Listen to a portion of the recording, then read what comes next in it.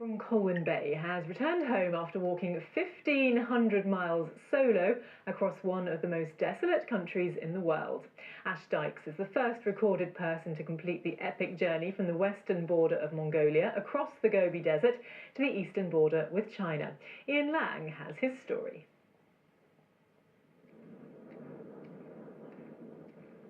Pulling 120 kilograms, all of my provisions on a wheeled desert cart. And this was difficult to get it up the mountains. You know, there's no brakes either, so I was walking up the mountains, and once I was committed, I had to go for it, otherwise it'd be dragging me straight back down. And then the Gobi Desert was actually harder, if anything, trying to pull the wheels through the thick sand. And I'm just getting battered by this sand. Not to mention, my legs are really knackered now, so I can't pick them up as high, they're just too tired.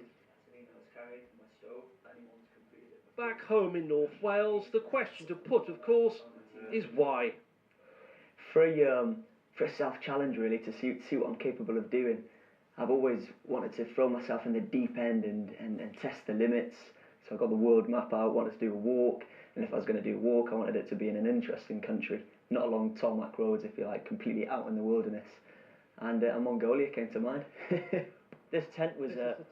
This was your lifesaver, I suppose. Oh, and it was so solid. There was nights that I'd spend in here and there'd be such a massive storm outside, you know, strong winds, and it'd obviously be like a man, you know, proper shaking it constantly.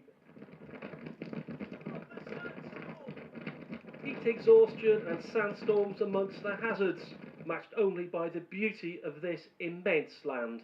The scenery there was unbelievable, you know, the Altai Mountains, and it just varied. I could see the whole way. And then the steppe as well, rolling fields of grassland, there was a gazelle, there was eagles hunting, and then in the Gobi Desert there was just a load of camels everywhere. And then in the mountains it was, you know, I was told by the locals that the wolves were hunting up ahead and I'd be eaten alive by them. I was being hit by the storms. It was extreme, yeah. There are plans for a book, film and lecture tour, as well as another adventure. There's no stopping this young man. Ian Lang, ITV News, Old Colwyn. He's never going to be short of stories, is he? Well, on to sport now, and Swansea City have